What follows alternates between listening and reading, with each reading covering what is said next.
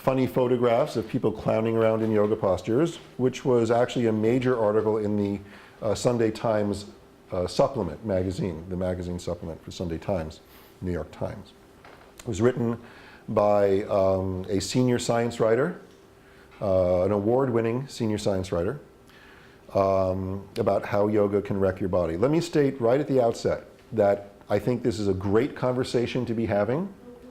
It's a conversation that, for obvious reasons, we've been having around here for a very long time. It is not a new conversation for us. I will also say that as a bit of marketing for a book that's about to be released, it was brilliant. It was absolutely brilliant.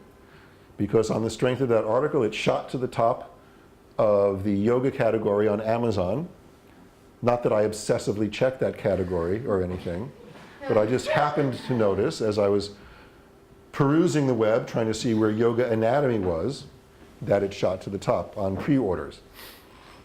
So their mission was accomplished, and they knew exactly what they were doing. I have no doubt whatsoever, by putting that part of the conversation forward in the article prior to the book's release. If it was about the benefits of yoga, it would have been, oh, yeah, right, sure. We hear about that all the time. So it got the attention intended to. It started a conversation which I think is valuable. A conversation which, for some people, is just starting, and for us, has been going on for a while. That having been said, let me say the article itself, and this is just the article, not the book, mind you, which I'm sure goes into the benefits, contains several glaring inaccuracies and misconceptions. The normal range of motion of axial rotation of the cervical spine is not 50 degrees. This is 50 degrees. You can try it on your own neck. And we're going to explore this in class later on in this trimester. What are considered to be the normal ranges of motion of the spine, cervical, thoracic, lumbar, in axial rotation, lateral flexion, flexion and extension. We will explore those. And there's numbers that are considered to be normal. 50 degrees is nowhere near normal range of motion. It's more like 80 to 90, right? That's an error. It's an error. At another point in the article, he says flexion when he meant extension. That should have been caught. It's an obvious glaring error, and this is an award-winning science writer. These things were pointed out very well by Marshall Haggins, who commented on a post on my friend Eddie Stern's blog, on his Ashtanga Yoga New York blog. We're going to post a link to that article on this week's lesson page. And it's a great title, because the title of Eddie's blog post is How the New York Times Can Wreck Yoga. And there's a comment there by Marshall Haggins, whom I happen to know, who's been in here actually in this room with us. And another comment by a chiropractor who also dispels some of the myths around this tearing of the cervical arteries, okay, which is sort of the main, really, really scary thing that was in the article. Okay. Now, the misconception, those are factual inaccuracies. The misconception is this. Let's just say that there's been a worldwide craze for the last couple of decades for people drinking goju berry juice for their health. I don't even know if there was such a thing. Is there such a thing as goju berry? I'm saying goju, so whatever. I'm just making up. I just pulled it out of my ass. Goju berry juice. And there's been nothing but praise for this, and apart from the occasional people drinking way too much of it, okay, and getting sick from drinking too much of it, it's been an unqualified good in the world. Now, the New York Times science writers come out with an article saying goju berry juice has been found in some cases to cause death and paralysis, citing the case studies, right? That would be scary as hell for the goju juice drinking population. I had to pick a tongue twister, right? The goju juice drinking population. That would be scary as hell. Now that's the equivalent of what's going on right now in the yoga world. We've had people here, right at the Breathing Project, in one of our classes, one of our yoga for mental wellness classes, where people come in because they have anxiety disorders, afraid to participate in class. And we're not doing shoulder stand or plow or anything like that. But it's like yoga can paralyze you. That's the broad generalization.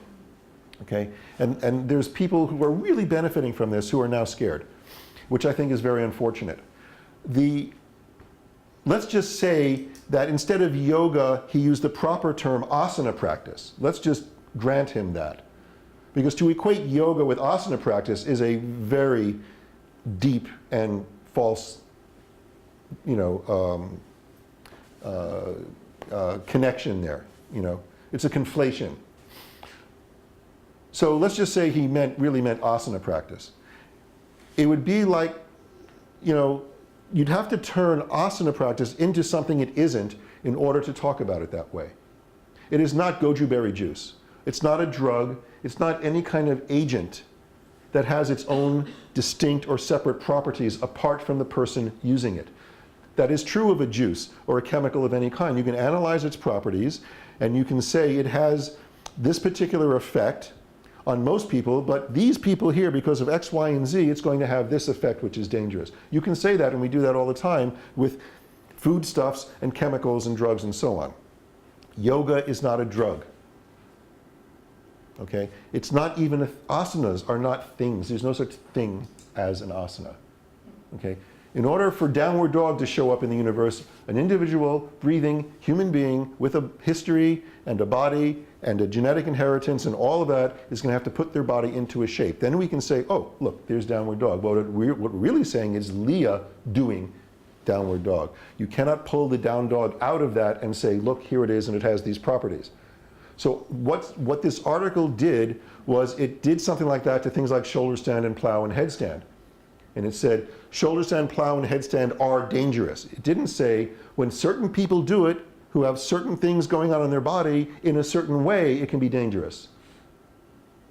That's a big fat duh. I mean, who didn't know that, right?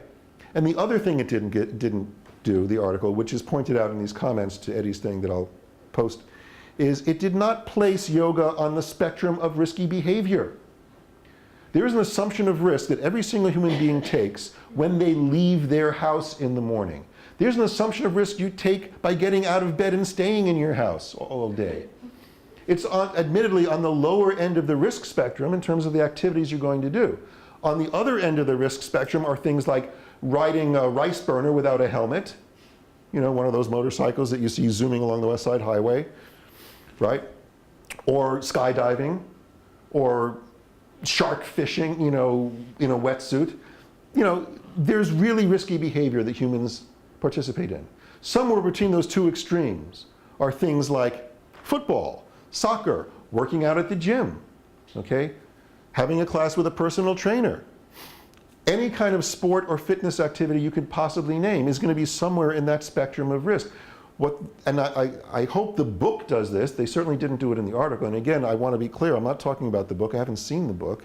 Where on that risk spectrum would you put yoga? If it's a scientific exploration of the risk and benefits of yoga, which it says right on the cover of the book, that has to be part of the conversation. Where on that spectrum would you put yoga? And that's what I'm still waiting to see. And that, I think, is a good thing to be talking about. And I'm glad that the dialogue is happening.